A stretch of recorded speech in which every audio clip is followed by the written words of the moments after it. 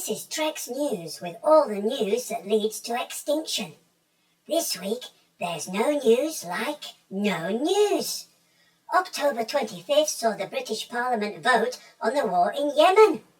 Emily Thornberry, Labour Shadow Foreign Secretary, placed a motion before the House of Commons, in part calling for humanitarian relief for Yemen, and for the government to suspend support for the Saudi-led coalition until it has been established that the coalition has not broken international humanitarian law.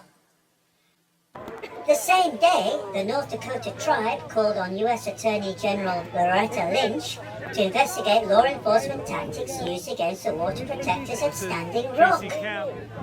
On October 27th, more than 100 police from 7 different states and the North Dakota National Guard turned up in riot gear carrying automatic rifles. 142 water protectors were arrested, bringing the total since August to over 400.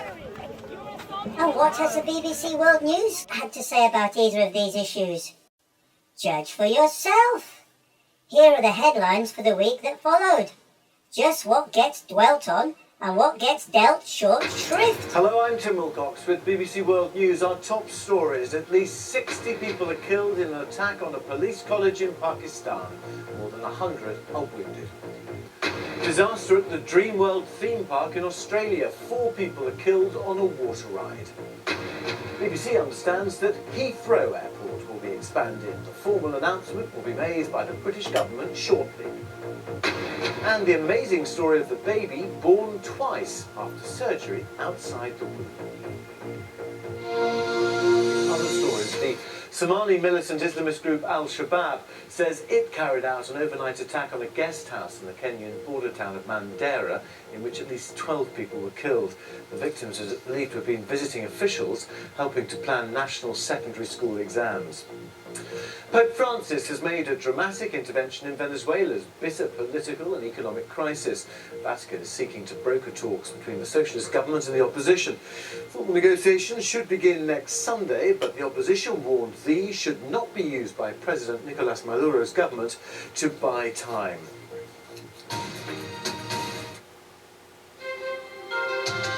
Hello everyone, I'm Rico Hizon in Singapore. The headlines.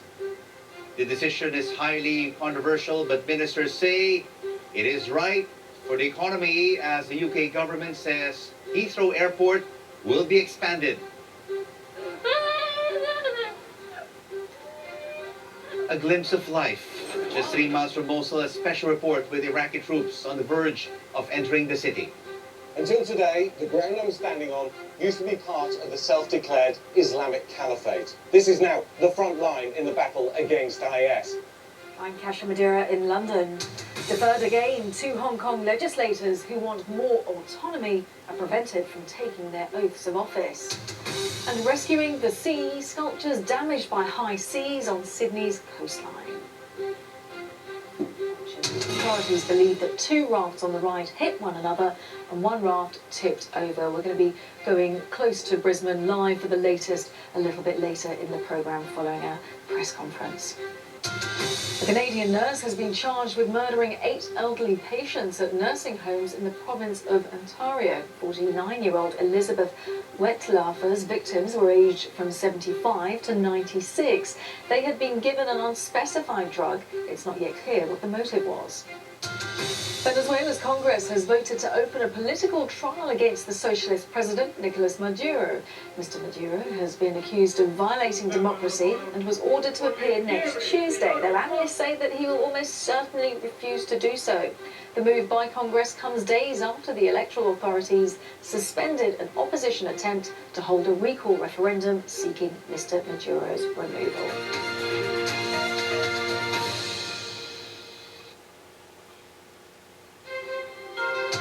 Hello everyone, I'm Rico Hizon in Singapore. The headlines. Speaking in Japan, the Philippine president says he wants the U.S. military to leave his country within 2 years. This will be the last maneuver, war games between the United States and the Philippines. Doubt over Formula One's future in Malaysia. The country's sports minister says the Grand Prix cost is too high.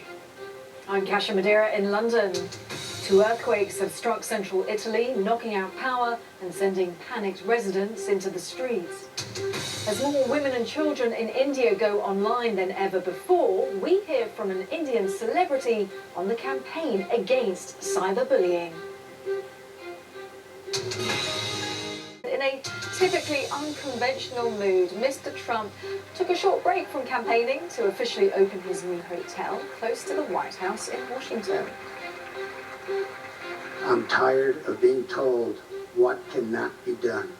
I'm tired of people asking Americans to defer their dreams to another day, but really what they mean is to another decade. Enough waiting. The time is now. We can achieve our goals for this country, and we can do so more quickly than anyone ever thought possible.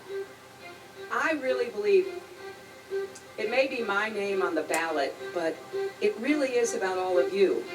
Every issue you care about, every concern you have about our country or the world, just imagine that being on this ballot.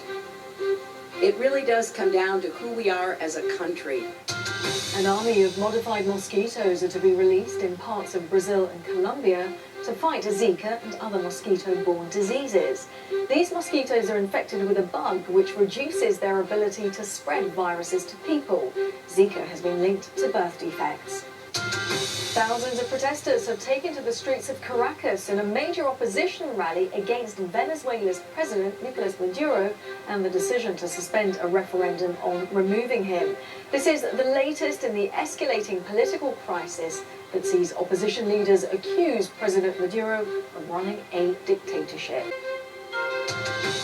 I'm Marie Goy in Singapore, the headlines. The one-child policy may be over, but we reveal how China keeps a tight grip on family life. Those few rare mothers who actually want a third baby, our investigation shows that the threats and intimidation continue. Indonesia's trial of the century. A woman is jailed for putting cyanide into her friend's coffee. I'm Kasia Madeira in London. Japan's Nissan says new car models will be built in Britain, ending fears of a Brexit pullout. Our amazing First Lady, Michelle Obama! No doubt about the star of the show. Michelle Obama's back on the Clinton campaign trail. The big free trade agreement between Canada and the European Union seems to be back on after Belgian political leaders agreed to support it.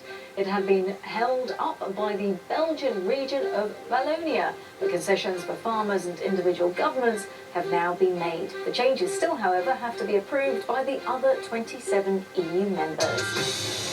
The airstrike on a Syrian school on Wednesday, which reportedly killed more than 20 children, could constitute a war crime, according to the UN's Children's Agency.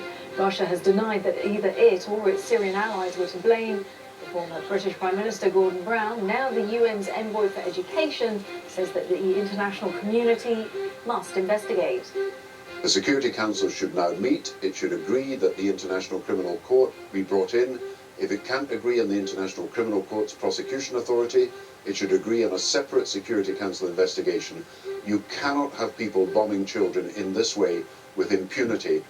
You have got to show that they're going to be held accountable, if possible, prosecuted by the International Criminal Court at a later date. As protests continue against the government in Venezuela, President Nicolas Maduro has offered a 40% rise in the minimum wage. It is the 4th increase this year. The oil-rich country is facing widespread food shortages and spiralling inflation. Opposition leaders have called a 12-hour general strike for Friday. Welcome back to Newsday on the BBC. I'm Marie Goy in Singapore. I'm Kasia Madeira in London. Our top stories this hour. A year after China announced it will permit families to have 2 children, a BBC investigation has found the Communist Party's repressive system of birth control remains firmly in place. In a case that's gripped Indonesia, a woman accused of murdering her friend by slipping cyanide into her coffee has been found guilty and sentenced to 20 years in jail.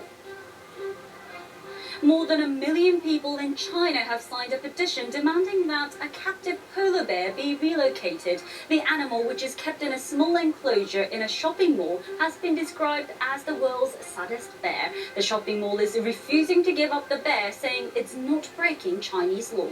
That story is popular on bbc.com. You're watching BBC World News. I'm David Eads with the headlines. Hillary Clinton has demanded full details from the FBI about why it's reopening its investigation into her emails.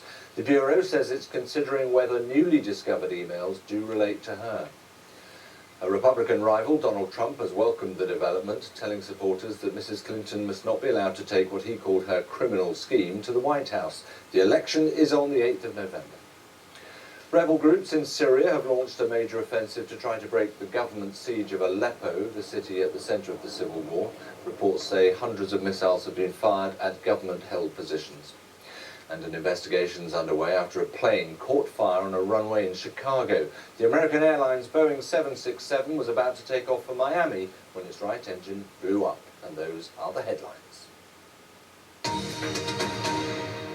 Time for a look at some of the day's other news. And airstrikes by the Saudi-led coalition in Yemen are reported to have killed at least 30 people in a security headquarters in the western port of Hodeidah, that's controlled by Houthi rebels. Many of the dead are said to be prisoners being held there.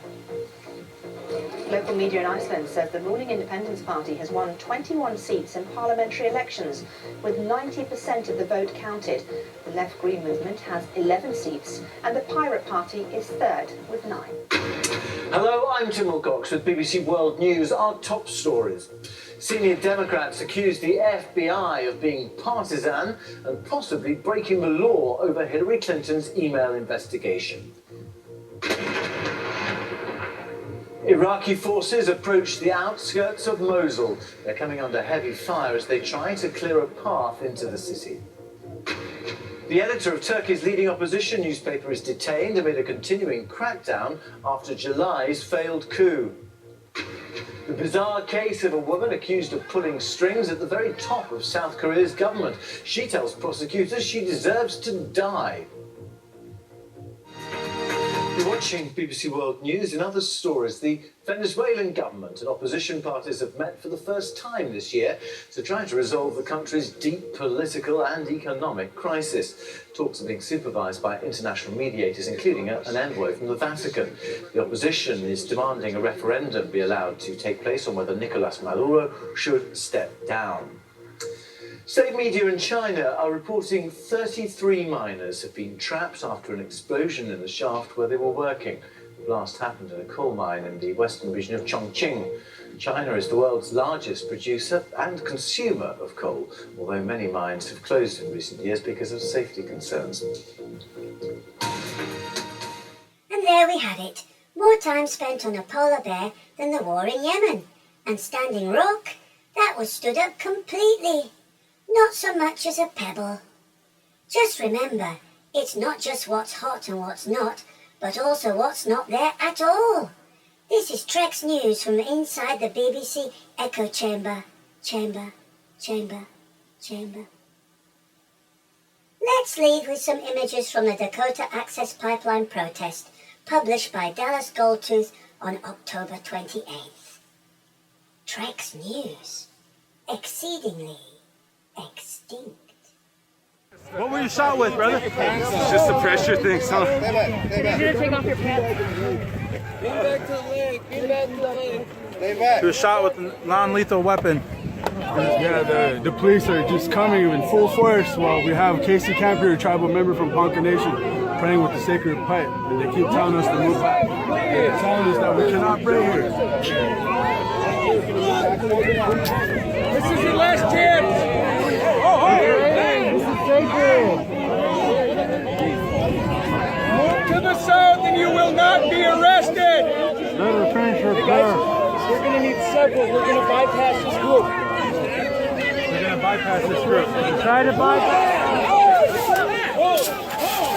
Hold right here.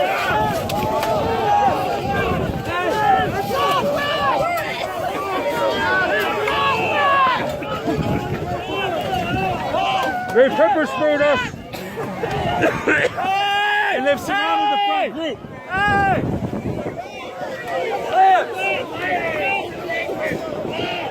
anybody have another car? We're just holding each other. You're violating sedition law. Stop the people! You're protecting a serving of pipeline! You're violating sedition law. Wonder if that worked.